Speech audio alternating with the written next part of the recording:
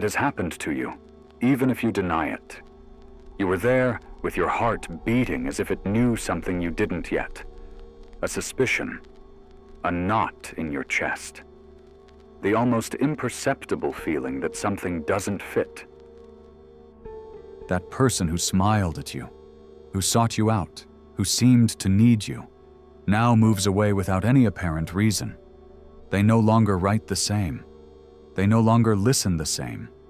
They no longer look at you the same. But you refuse to see it. You justify. You make excuses. You lie to yourself. Because accepting the truth would mean dismantling that emotional castle you built with bricks of illusion. And there is something in you, in all of us, that prefers the sweet lie to the violent truth. You're not here by accident. There is something inside of you that already knows it, that already senses it, that is tired of pretending not to notice. Because yes, you may be surrounded by people, but how many of them are really with you? For you? How many stay when you no longer serve them, when you no longer resolve things for them, when you no longer feed their ego or fill their emptiness? There are people who don't love you. Not in the way you think, not in the way you need. They tolerate you. They use you. They manipulate you with a well-rehearsed smile. They keep you close, but always a step behind. Because they're not interested in your essence. They're interested in your energy, your attention, your availability. And the worst part isn't that. The worst part is that they know it. They know exactly which buttons to push, so you stay there. They know how to sound broken, so you try to fix them. And you, with that heart that knows no limits, do it. At the cost of yourself. At the cost of your peace.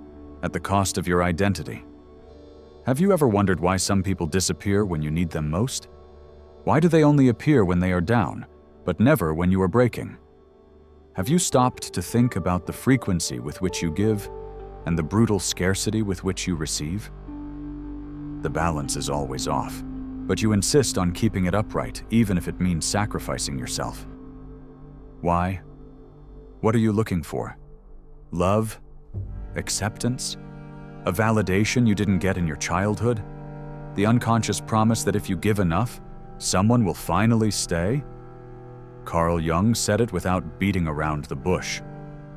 People do not become enlightened by imagining figures of light, but by making the darkness conscious. And that's what we're going to do today.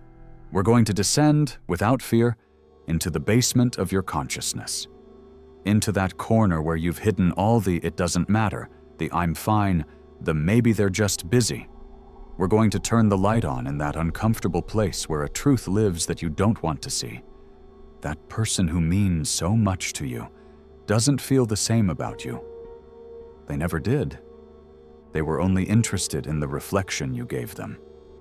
They only liked what they could get from you. And the most painful part is that you knew this from the beginning. But you chose to ignore it. The human mind has a fascinating ability to disguise signals, to turn alarms into background music.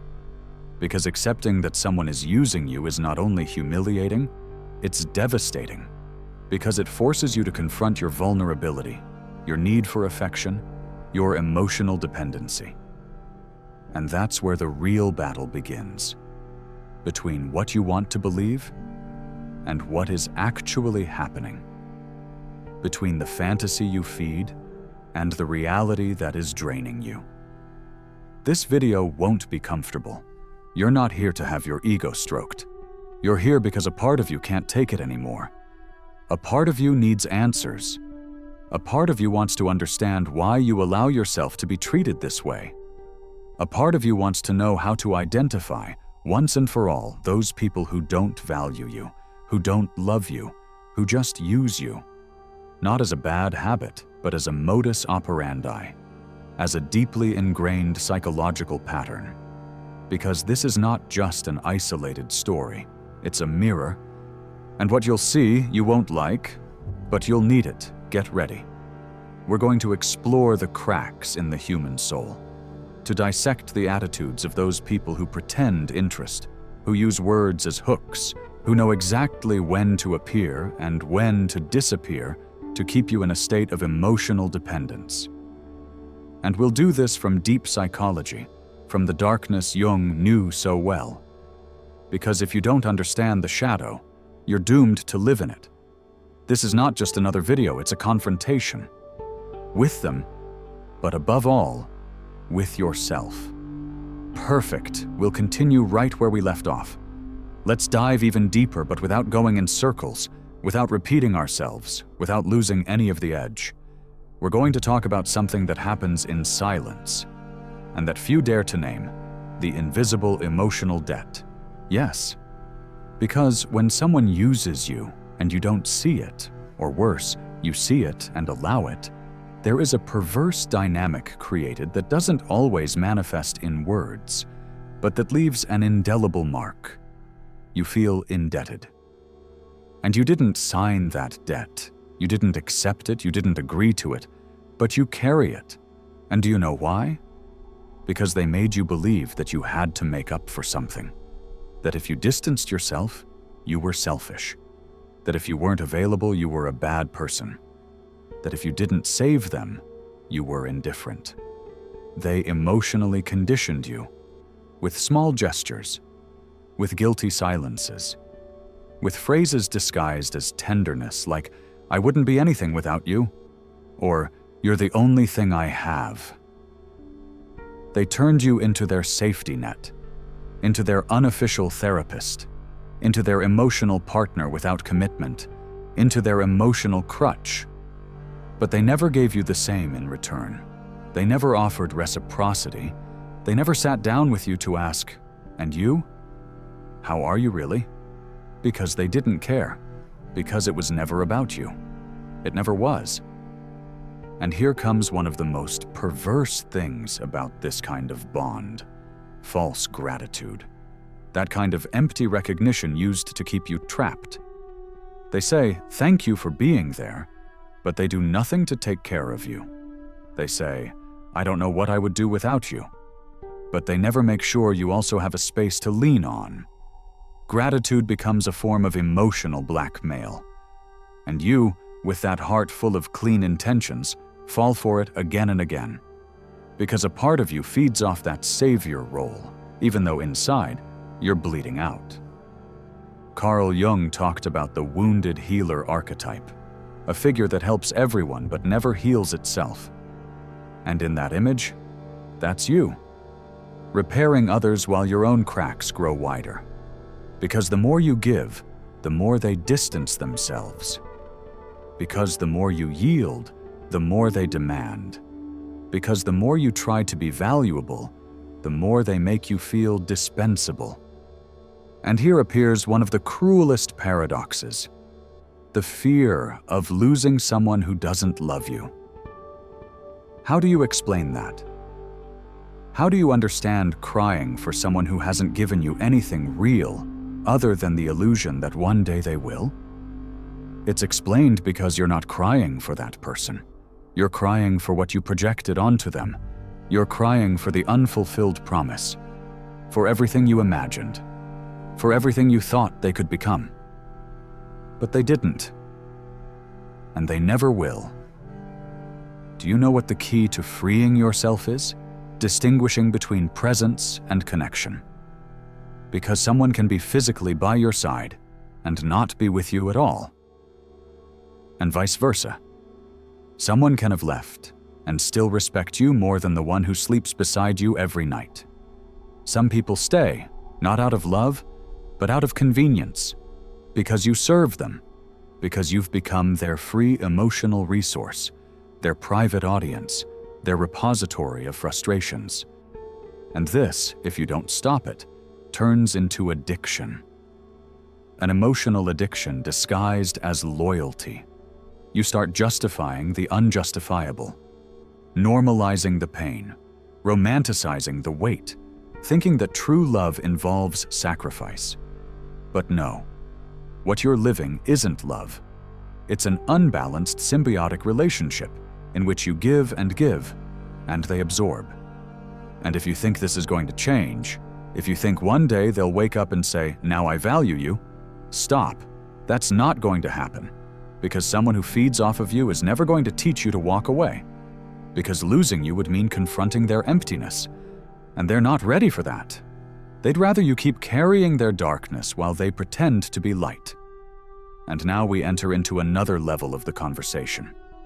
The idealization of the other as an evasion mechanism.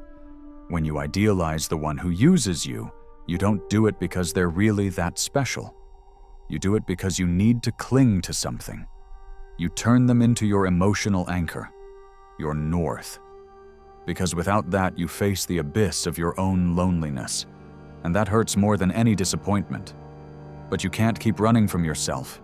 You can't keep holding someone who would never stop to hold you if you were the one falling. You can't keep calling destiny what is clearly a toxic cycle. Do you want to know if someone really loves you or just needs you?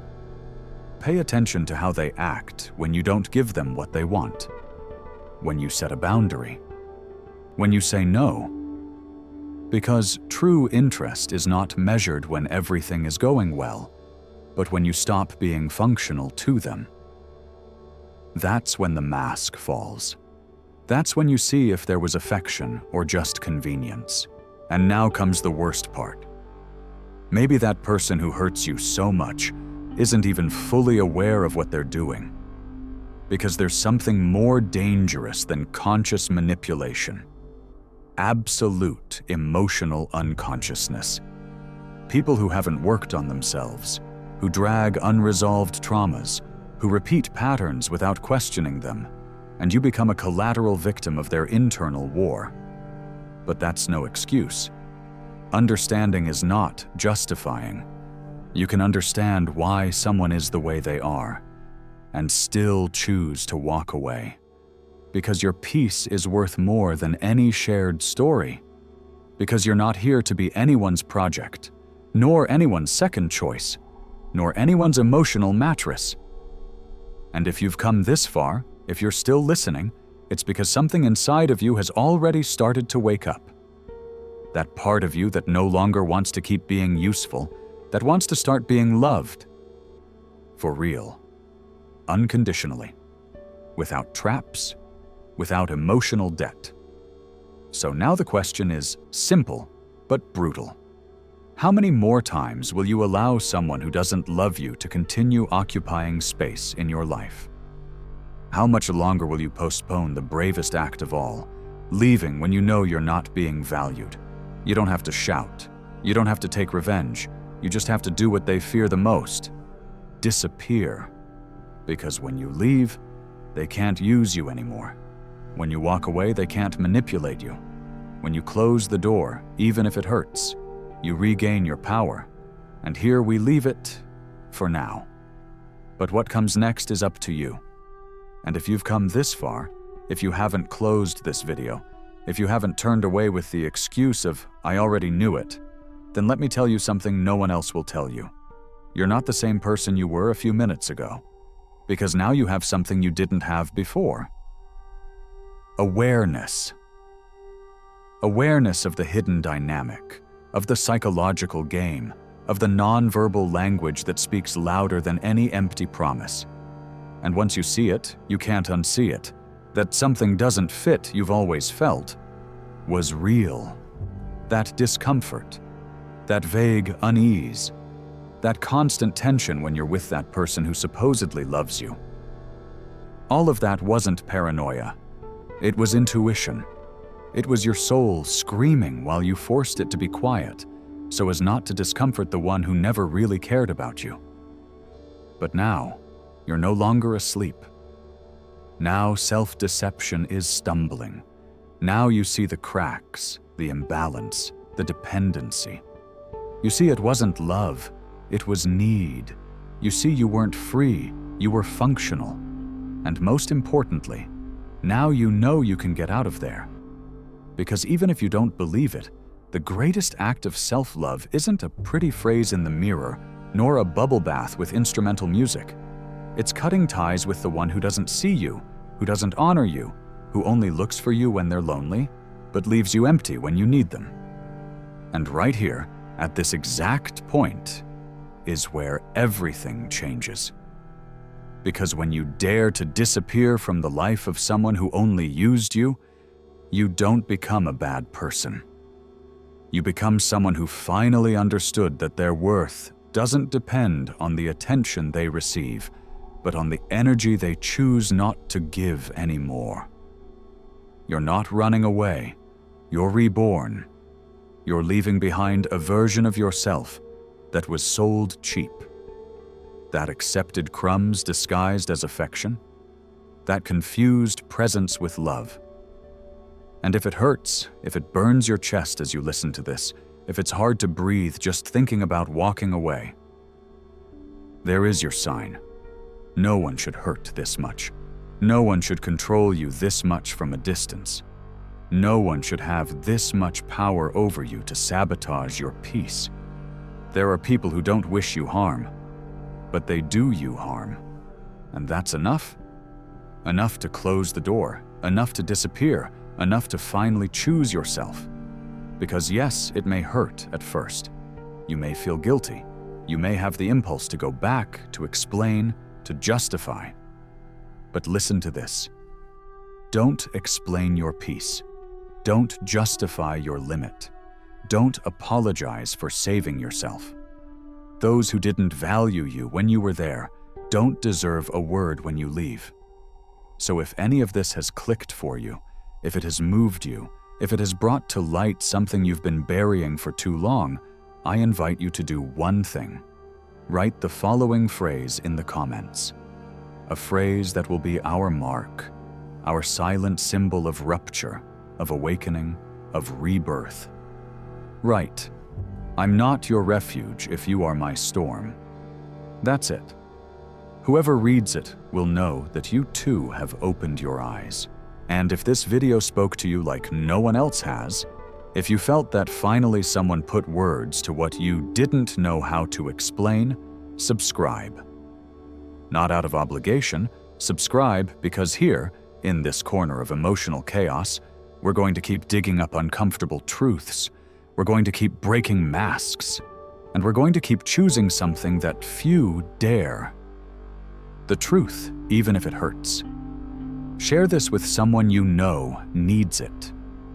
With someone who has been trapped in a relationship without reciprocity for years. With someone who keeps waiting for a call that will never come.